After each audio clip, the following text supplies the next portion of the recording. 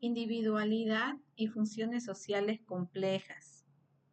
La adquisición de conocimientos abstractos es sin duda una de las funciones más complejas desarrolladas por el cerebro humano. Aprender en el colegio, en la universidad o simplemente aprender atendiendo una conferencia un día cualquiera en alguna parte es una tarea muy complicada que requiere tiempo atencional. Atender una clase requiere atar ese tiempo a la clase e ir realizando conexiones, realización y relaciones de lo aprendido y depositarlo todo ordenadamente en la memoria. Junto a esto hay algunos otros requerimientos como un soporte emocional que de alguna manera y quizás de modo adelantado e inconsciente permite esperar un aplauso o reconocimiento por aquello que se ha aprendido, sea sobre lo nuevo escuchado en la clase, el éxito en los exámenes, el éxito social o desde luego en los niños el aplauso de los padres cuando al regresar de casa traen el dibujo o la redacción realizada y les cuentan todo a los aconteceres de ese día en el colegio. Estas funciones son difíciles pues requieren no solo de avivación de los procesos de aprendizaje y memoria, sino también la inhibición mental de todos aquellos pensamientos o emociones que saltan constantemente a la mente y la distraen. De hecho, se estima que para una buena concentración atencional tenemos que, de modo temporal, inhibir el 99% de todo aquello que normalmente pensamos o entra a nuestro cerebro y solo prestar atención por al 1% de ello y aún así ese 1% cambia con las circunstancias. Pues bien, estos procesos inhibitorios de tanta importancia en cualquier función ejecutiva residen sobre todo en circuitos neuronales de la corteza prefrontal y como ya hemos señalado, su desarrollo se encuentra alrededor de los 6 años de edad. De modo más formal, estas funciones complejas se han definido como aquellas capacidades que permiten a una persona llevar a cabo con éxito una conducta con un propósito determinado. Y esto es lo que sucede máximamente en los adultos. En ellos estas funciones se expresan en planificar y perseguir un objetivo concreto y esto lleva implícito el desarrollo de conductas en las que participan el control emocional, la aceptación de valores y el respeto a las normas y, en definitiva, realizar con éxito una conducta social correcta. Por eso, estas funciones se conocen también como funciones de autocontrol o control cognitivo de uno mismo, es decir, en esencia son conductas que refieren a toda aquella actividad cerebral que implica lo que entendemos por ética. Hoy sabemos que en gran medida todo ello depende tras recibir una sólida educación del funcionamiento correcto de diferentes áreas de la corteza prefrontal. Precisamente por eso una buena educación desde el mismo nacimiento y que ya se exprese y se refuerce en el colegio puede predecir las cualidades intelectuales y morales de un niño para cuando sea adulto, esto es predecir el posible éxito o fracaso social de ese niño. Como acabo de señalar, el desarrollo de esas funciones de conductas complejas, y aun cuando bien pudieran tener una predisposición marcada genéticamente en algunos niños, se aprende ya que en los primeros años el entorno familiar y desde luego después en el colegio dejen que les ponga un ejemplo sencillo que revela cómo la capacidad de autocontrol que es predictiva ya existente en los niños ya habla de su posible éxito social futuro. A un grupo de niños a los que se les dijo que podían coger caramelos del monto que se puso a su alcance, se le dieron dos posibilidades. Una, que podían coger un caramelo de inmediato y otra, que si eran pacientes y aguardaban a que volviera el profesor que iba a salir de clase. Podrían coger 2 caramelos a la vez en vez de uno. Unos niños, la mayoría, prefirieron coger el caramelo de inmediato. Otros, la minoría, aguardaron el regreso del profesor, el cuyo caso obtuvieron los 2 caramelos prometidos. Quizá lo más interesante de este estudio fue que años más tarde, cuando estos niños se hicieron adultos, se analizó su personalidad y se encontró que los del grupo que habían escogido la recompensa inmediata, un caramelo, eran más impulsivos y viscerales que los que prefirieron esperar 2 caramelos y que eran más tranquilos, pensativos y calculadores. Existen otros estudios que refuerzan cuanto acabo de señalar. Por ejemplo, en uno de ellos se siguió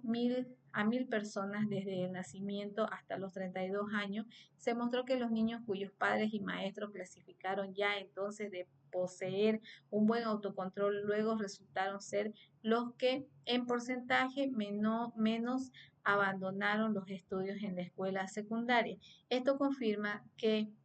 esto confirma de otra manera lo señalado anteriormente y sería indicativo del valor de estas funciones ejecutivas como instrumento predictivo de un rendimiento académico sostenido y en consecuencia nos habla de la enorme relevancia que tiene adquirir de modo correcto y desde muy temprano esas funciones complejas que hemos llamado funciones ejecutivas. Desde ya hace algún tiempo se empieza a reconocer que al igual que lo es la familia, el colegio, la escuela, son instituciones de por sí importantes, más allá de lo que se enseñe en ellas, aun cuando esto último sea también importante. Obviamente, en la escuela se aprende no solo a leer, escribir y hacer cálculos y matemáticas, sino a convivir, a vivir temprano en sociedad y sacar con ello otros aprendizajes que son los que permiten luego una buena adaptación social. Por eso se dice que la función de las escuelas no solo es instructiva, sino educativa. Aprender, memorizar y relacionarse con los demás es adquirir capacidades y habilidades que sirvan dentro y fuera del colegio. Aprender en la escuela es como adquirir una fluidez en la cadena de pensamientos y emociones que nos conducen a la toma final de una decisión social, que nos conduce a controlar nuestras conductas y acciones, a controlar nuestras respuestas emocionales que en definitiva refiere a esas funciones ejecutivas o control de uno mismo, o si se quiere tener un control sobre lo que piensa, se siente y se hace. Estudios recientes muestran que aprender los fundamentos básicos de leer, escribir y hacer cuentas no es solo hacerlo en el contexto de una escuela que fuera de ella, y que solo unos pocos años de asistir al colegio marcan una diferencia con otros niños que no la han hecho nunca, aún habiendo aprendido a leer, escribir y hacer matemáticas en casa con la madre o con un maestro particular. Parece muy claro que aquellos aspectos básicos de la conducta, como la memoria de trabajo, la inhibición de impulsividad y el cambio constante del foco atencional, así como la toma de decisiones y la solución de problemas nuevos, se potencian de modo significativo con la exposición de los niños en una educación formal, maestro, otros niños, reglas de conocimiento, de manera que el colegio se convierte así en una institución con un ambiente especial independiente que de alguna forma se separa del propio proceso de aprendizaje y que tiene efectos neurocognitivos en el niño. A todo lo dicho se añade que en el colegio se aprende a planificar, organizar y clasificar conocimientos de cooperación con los demás, se aprende a desarrollar la memoria de trabajo que ya hemos señalado y a integrar en la memoria las experiencias nuevas con las experiencias previas del niño y adquirir habilidades para el desarrollo normal de una conducta que, bajo esa constante toma de decisiones, se dirige a la consecución de objetivos concretos y específicos. Todo ello suma a esas funciones que hemos referido como funciones ejecutivas o de autocontrol. Añadido a todo ello, estudios recientes hechos con resonancia magnética funcional ha revelado que la escolarización produce cambios específicos en varias estructuras de la corteza cerebral. Un estudio concreto, por ejemplo, ha mostrado claras diferencias en el volumen del cuerpo calloso, esa banda de fibras que conectan ambos hemisferios cerebrales, particularmente en la zona de conexión de las cortezas parietales. De modo que la escolarización es producto de la llamada revolución cultural postindustrial ha dado lugar a un fenómeno positivo sin precedentes para el desarrollo cognitivo de los niños. Hoy sabemos que estas capacidades ejecutivas tienen un pico de desarrollo en los niños desde los 3 años hasta los 6 u 8 años, un periodo generalmente marcado por la transición entre la entrada en el colegio, enseñanza preescolar y en el seno de la familia, a las enseñanzas ya regladas, periodos y colegio, como ya hemos visto, que permiten detectar capacidades y déficits en el desarrollo de estas funciones complejas. Hay un método que se utiliza para medir estas funciones ejecutivas, el DCCS, Dimensional Change Card Sort.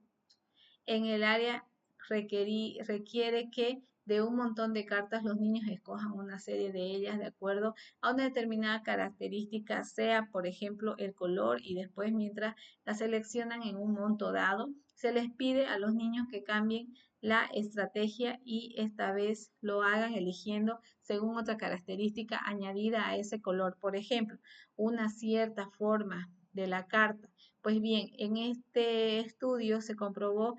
que existen dos grupos de niños diferentes y bien definidos, aquellos con capacidades de cambiar sin problema de solo escoger acorde a una característica o hacerlo con dos, y aquellos otros que mostraron dificultad o lo hicieron muy despacio o se equivocaron más cuando cambiaron a elegir siguiendo dos características. El seguimiento de estos niños a los pocos años sugirió que quienes cambiaran la estrategia con facilidad y sin errores presentaban más capacidad para desarrollar funciones ejecutivas, las que requieren cambios y decisiones constantes, y también desarrollaron una mayor facilidad en el proceso de aprendizaje. Frente a estos últimos, los niños que cometieron errores fueron más lentos y mostraron más deficiencia en el desarrollo de tareas ejecutivas. Se ha especulado que estos hallazgos podrían conducir a diseñar tratamientos conductuales tempranos para mejorar destreza en estos niños. Otro estudio interesante que indirectamente ilustra los efectos de la educación emocional y la interacción social de los niños en el colegio es el que hizo con niños de 8 años que estaban internados en un orfanato en Bucarest, Rumania. Este estudio contó con dos grupos de niños. Al primero de ellos se le puso en un programa de ayuda emocional intensa, afecto y empatía. Y al segundo no. Al estudio se añadió un tercer grupo de niños de la misma edad, no pertenecientes al orfanato y que seguían sus enseñanzas regladas en un colegio. Pasado el tiempo del programa de tratamiento, todos los niños realizaron un test muy silencioso, consistente en sentarse delante de un panel que contenía dos pequeñas ventanas iluminadas con luz neutra y un botón. La tarea que se les explicó a los niños consistía en apretar el botón situado en el papel delante de ellos cada vez que la luz de una de las ventanas se encendía de color verde, pero no hacerlo si paralelamente a la luz verde se encendía la luz roja en la otra ventana. Esta es una tarea que requiere de una atención constante y sostenida, y también de ejecutar o inhibir una conducta, funciones intrínsecas a toda función ejecutiva. Tanto los niños pertenecientes al grupo del orfanato que habían seguido el programa de ayuda como los niños del grupo de control escolarizados mostraron una mejor atención sostenida, cometieron menos errores y utilizaron tiempos más cortos que los segundos, los que no recibieron el programa de ayuda. Este estudio mostró primero que los niños privados de afecto presentan déficit en la adquisición normal de funciones ejecutivas, y segundo, también mostró que una intervención temprana de efecto puede paliar estos efectos. Otro buen instrumento para potenciar el aprendizaje de estas funciones complejas parece ser el lenguaje y el aprendizaje de varias lenguas. Hacia el año de edad entre los 10 y 12 meses, un niño bilingüe educado en una familia donde, por ejemplo, el padre le habla en inglés y la madre en español, ya es capaz de discriminar entre los sonidos de las palabras primarias en cada uno de los dos idiomas. Lo interesante es que en el niño que aprende simultáneamente dos lenguas desde el nacimiento, estas quedan en su cerebro en circuitos neuronales separados y a través del aprendizaje y del trasvase que se realiza entre uno y otro reservorio, el niño adquiere ventajas cognitivas y también reservas cognitivas que le servirán para ser utilizadas a lo largo de su vida, incluso hasta la vejez. Curiosamente, estas ventajas no solo se expresan en un retraso de la aparición de las demencias cuando llegan a la vejez, sino que cuando son niños, este bilingüismo les permite desarrollar capacidades ejecutivas más potentes que los niños que solo hablan un idioma. En efecto, los niños o adultos que hablan una sola lengua, escuchan una palabra, solo necesitan compararla con el único almacén de palabras, sonidos que poseen y las reglas que gobiernan su significado. O cuando pronuncian ellos mismos una palabra, solo necesitan extraerla de ese único almacén de palabras que poseen. Por el contrario, una persona que habla 5 idiomas, cuando participa en una conversación con otras personas en la que cada una de ellas solo habla uno de esos idiomas, en la conversación tiene que saltar constantemente de una a otra lengua, es decir, elegir, decidir de forma inconsciente. Esto conlleva utilizar y ejercitar en todo momento los procesos inhibitorios de los que hemos hablado y que tienen tanta relevancia en las funciones ejecutivas. Y esto es todavía más relevante en los niños. Los niños bilingües o trilingües presentan ventajas que les ayudan y facilitan su proceso de aprendizaje. Muchos estudios demuestran estas ventajas. Por ejemplo, a un grupo de niños bilingües y monolingües se les muestra una serie de cartas una tras otra que presentan una figura, un conejo o un mono. Están coloreadas con color rojo y azul y tiene o no representa una estrella. Si la carta que se les señala, que se les enseña, tiene una estrella, los niños deben escoger y diferenciar las cartas por el color rojo o azul. Y si las cartas no tienen estrellas, deben escoger y diferenciar